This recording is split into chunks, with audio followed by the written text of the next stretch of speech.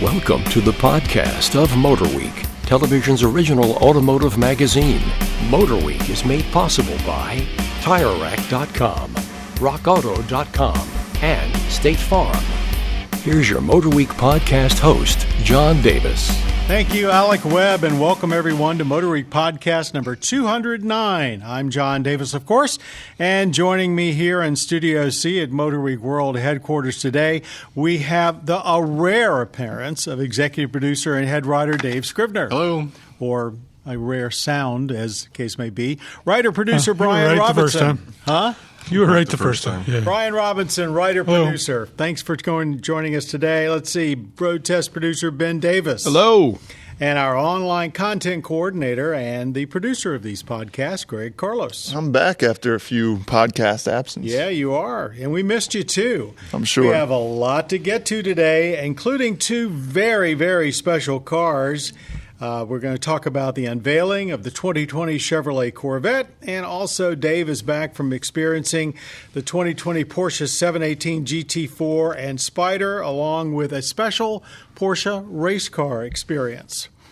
Where should we start? Start with the Corvette? Yeah. All right, Corvette. Don't keep the people waiting. You pretty much have to have lived under a rock or not care about cars, in which case you probably aren't listening to this podcast, not to know that the first mid-engine Corvette production model, anyway, is on its way. The unveiling was in California recently in a retired blimp hangar south of L.A., and I was there along with about 1,700 other people. And what we saw was, of course, the car that we've seen lots of photographs of camouflaged, but in person, untethered with tape and paint.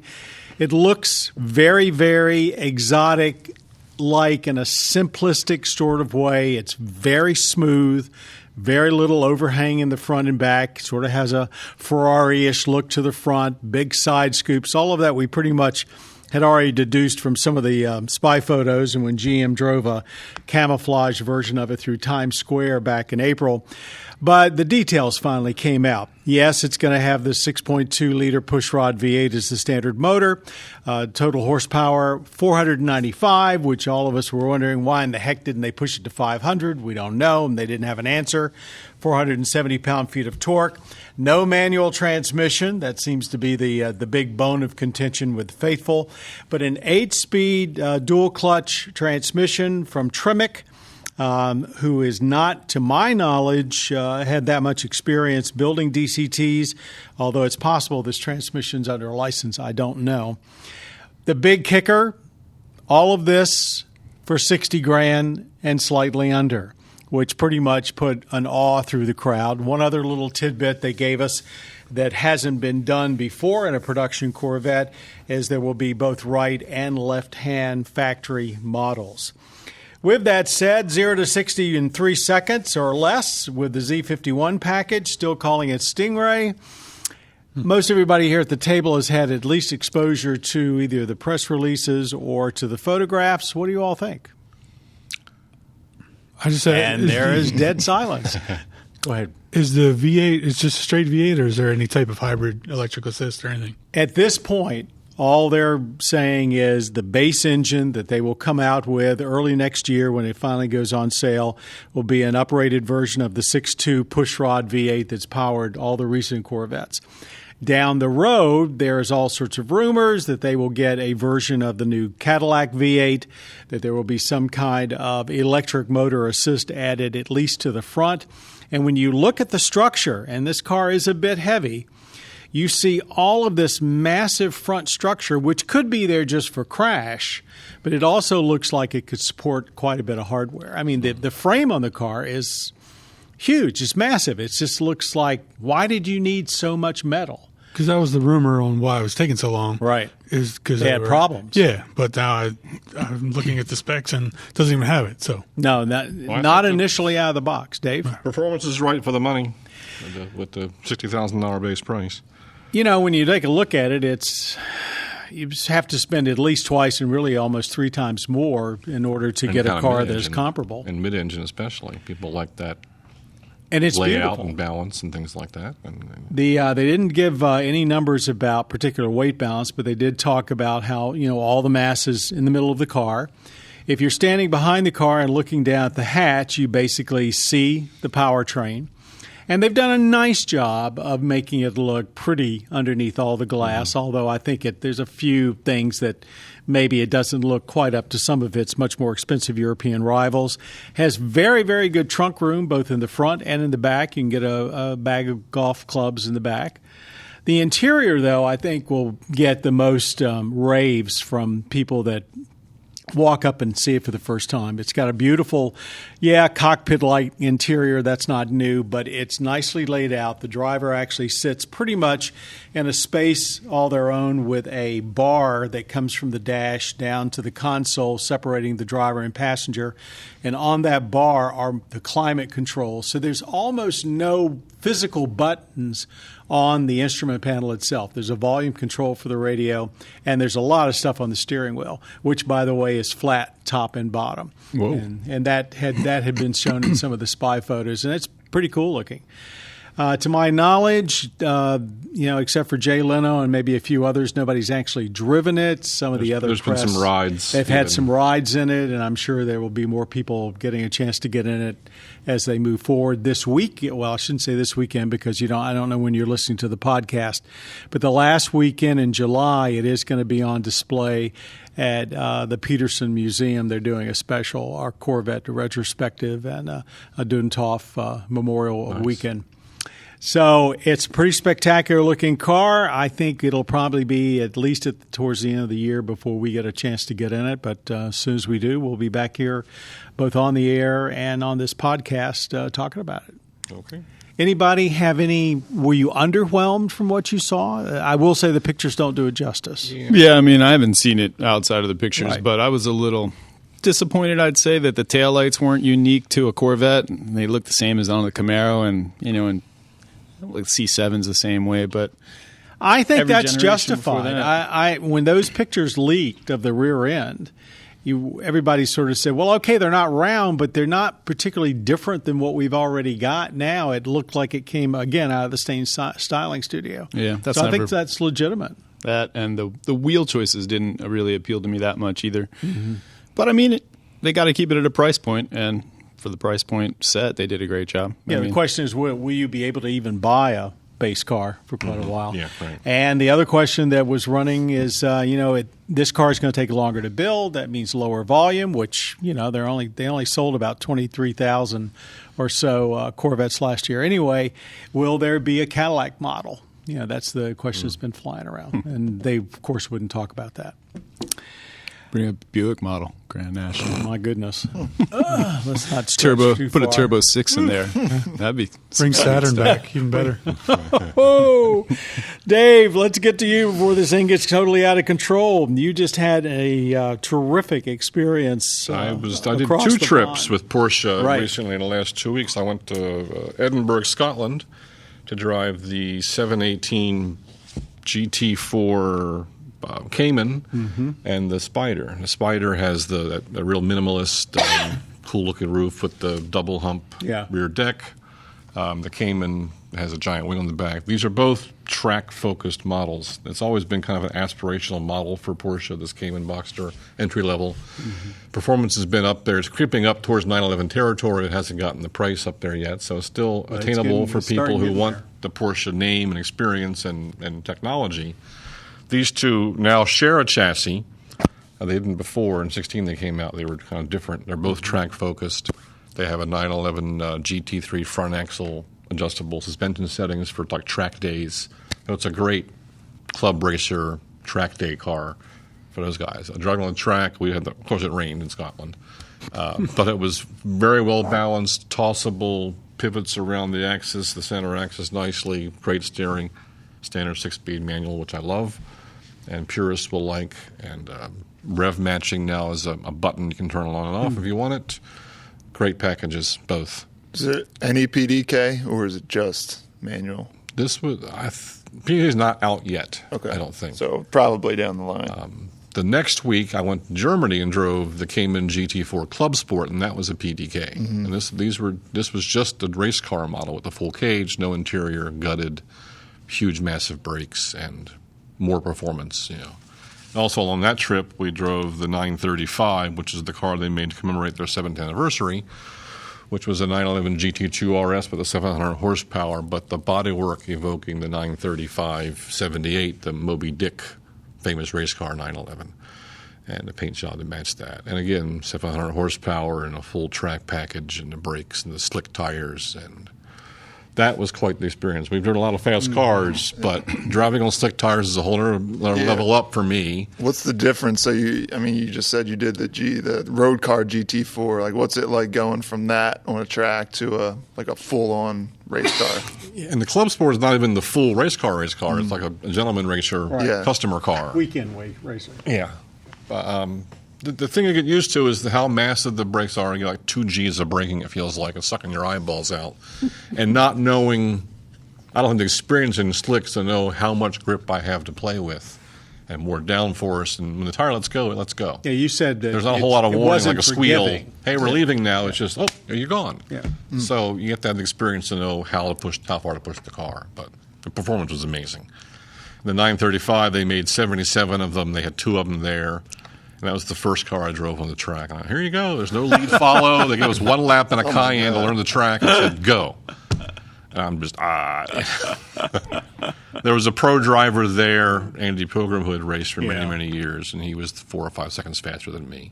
So I felt pretty good about that, not having experienced slick tires at all. And so, I hate to pull you back down to earth, but do you think the 718, if somebody is new to Porsche and all they've ever heard about their entire lives is a 911, should they try that route or should they go to the especially 718? The GT4 is a naturally aspirated 6-cylinder, 4-liter 6-cylinder. They went to the Turbo 4 for the Boxster Cayman. People kind of went, it's a Turbo 4. Mm-hmm. But going back for the GT4 version to the naturally aspirated 4-liter, the real experience, the 6 is a really nice engine. 8,000 RPM red line. Is that the one that comes out of a 911? It's shared with the 911 Turbo minus the turbochargers, basically. Interesting. It's the 4-liter block. And they're just superb cars. Yeah. There was a lot of debate on the trip because Corvette was just coming out. Which car is better, the Cayman or Corvette? Will Corvette steal Cayman sales or vice versa? Oh, that's always the chatter. Because Cayman costs more. Totally different buyer. Yeah, totally different buyer. Well, 2 exhilarating cars. At least Dave got to drive the ones he was sat on the airplane for. Let's turn now to our lightning round, where everybody gets a chance to spend about 30 seconds or whatever it takes to talk about a trending topic. And for this, I'm going to turn things over to Greg, who's got something that was just on the wire. Breaking today. news. Yeah. So I changed things up, kind of throw a curveball to everybody here. This came out just today. So AAA just released a study that looked into distracted driving as a result of new technology offered in new cars. They found that drivers aged 55 to 75 took their eyes off the road 8 seconds longer than younger drivers. So, is this one time? Like checking gauges and things? This is to change the radio station, adjust climate, but they also found that even doing the voice commands, which are supposed to keep your focus on the road, that still had an effect on them. So as we know, I think looking away for 2 seconds doubles your chance for a crash. Anyway, 8 seconds would put you in the ditch. Yeah, after this study, AAA is calling on manufacturers to make their technology more intuitive for all ages, not just millennials, and for consumers who are buying the cars to actually take some time before you start driving to familiarize yourself. So my question to everybody here is, who holds more of the blame here? Car makers or drivers, and any experience that you guys have with new technology? Well, I think the onus is on the driver to learn the car.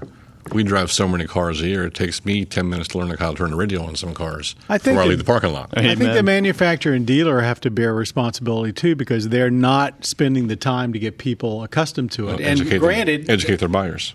You know, if you're buying a new car, you're so pumped up. You don't want to sit there and learn anything. You just want to get it and drive. But somehow they have to say, come back next Tuesday, we're going to have a class to take you through the car or something. I like where you're going with that, and maybe have have the tech locked up per se until you pass the class and get it unlocked. A little valet key. Something like that. Yeah. I'm the only one at the table that fits the geriatric demographics you were talking about. And I got to tell you, it is very upsetting when you get older to realize that your senses are not as sharp as they used to be, and that it's taking you longer to look at a screen or something and do something than it did, say, 5 years ago. I'm experiencing it. It's frightening. And if you have no experience in that, or you're just you look at a screen and all of a sudden you get befuddled, and therefore you're looking at it longer and not thinking about what the heck's coming down the road, I think it's a serious problem. It's interesting you say that, because I was watching the video that they actually released with it. They had their researchers in the car with people, and they had GoPros on the people, and they were it was kind of weird, because they're putting them through these tests and they're letting them go as far as almost running stop signs before they're like, hey, stop the car. But yet what you said is exactly what was happening. People are getting visibly upset with these systems, and they clearly cannot tell what's going on, whereas the added pressure of driving is making it worse, that you're trying to find things while you're also looking up, and then slowly that just turns into looking down. I've experienced it, and the thing that was most interesting to me was the voice controls that that we're supposed to say. Right, they're supposed to help us, and in some cases it doesn't help, or it just downright makes you mad. And nobody wants an angry driver. Because, some of the systems work very, very well, and some of them don't. And again, some of them have to learn your voice, and nobody actually tells you that. That's where Apple CarPlay and Android Auto come in. I think that just needs to be standard across the board, and some automakers have been stubborn about this, and they want to develop their own systems. Why not just let everybody use their cell phone that they're used to, that is projected onto the screen, and that way you just know. Or at least you're familiar with it because you're using it all of the time, and you're not having to learn something entirely different just because you're driving. Right. Unless you jump car to car like we do, or if you have more than one car in the garage, you have the same interface to every car you drive. I think it's a serious problem, and as people get older, it's only going to get worse. And we are in a nation where, despite all the growth in millennials, let's be fair. It's not just population. It's not just older people either. I mean, there's plenty of people my age who are looking down all the time. I would say two things. One, dealerships, I think, are making strides. They all pretty much have tech people now that spend as much time as people want with them to learn their systems, and that's their only job. They're not salespeople at all. And secondly, manufacturers just need to have priority number one, ease of use, not design or looks.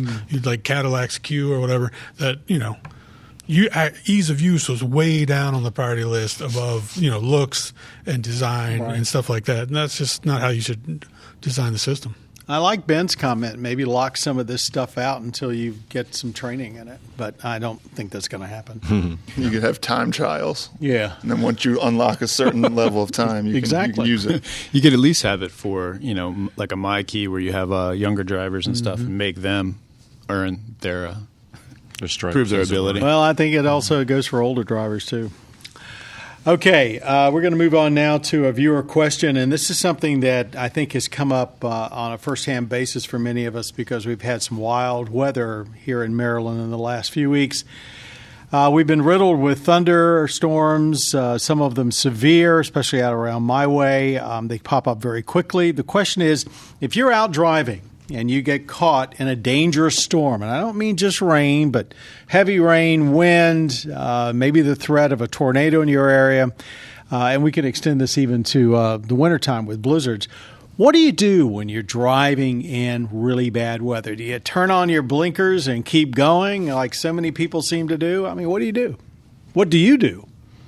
Brian, keep on trucking. Yeah, keep on trucking, man. Pass all the people that half pull off the road. That's my thing. Half pull off the road. If you don't think it's safe to drive, I get that, and I appreciate that. But find a good place to pull off. Don't just pull half off the road. One wheel off. Or just drive slowly in the left lane with your flashes on. That does not make it safe either. No, because then everybody's going to try and pass you on the right. Which, of course, is the worst thing you can do. Some of it has to do with what you do before you get in the car. I mean, check your wipers. Please, now. Wipers. It's a good idea to have a flashlight that's battery powered, or just some sort of safety package that if you do get stranded, emergency you're blanket, good. But water. As far as like lightning, stay in your car because that's the safest grounded. place you can be. It is grounded. Don't get out and run for it because you're a target now. Yeah. I will agree with whoever said it. I think Brian did. But find a safe place to pull off. If you're uncomfortable driving in that weather, and you know it, if you've got your wipers on fast and you can't see, pull under a bridge. Get under a bridge and stop. Just pull off at the first exit if you're on the interstate and get onto the shoulder there. Don't stop on the road, which I've seen several times recently. And get out. Don't be a hazard for somebody else that's on the road. And then the whole flash flooding thing. I mean, it's not just a joke at this point. We're like, don't drive through 2 inches of water because it only takes, like an inch or two to pull your car off. If you don't know what the depth of the water is and you can't tell by looking at it, don't do it. Wintertime is something else again, caught out in an unexpected snowstorm. I personally think you shouldn't be driving at all, but people do. If you had any advice to give people driving in snowy weather, what would that be? Like if you're on the interstate, they have those little rumble strips that let you know when you're getting off the road. So, just be aware of that. Yeah, just ride on those, and then you're on the road. Be aware also that just because you've got all-wheel drive or four-wheel drive does not mean you can stop better. Yeah, and slow down before you absolutely have to slow down. Start thinking about it before you normally would. Yeah, get off the gas early. In a way, all of this has been part of our rant and raves. Has anybody got anything extra beyond just bad weather driving that they want to talk about, that particularly bad or good behavior that they've been noticing? No. Just following along on the internet, we'll go back to the whole Corvette thing. And I saw just a number of comments freaking out about the Corvette, how it looks like an NSX. It looks like a Ferrari. I mean, it's a mid-engine car. They're all going to have similar proportions. Yeah, I mean, and another question that I didn't get quite to ask: what base was asking for a mid-engine Corvette? Like, why?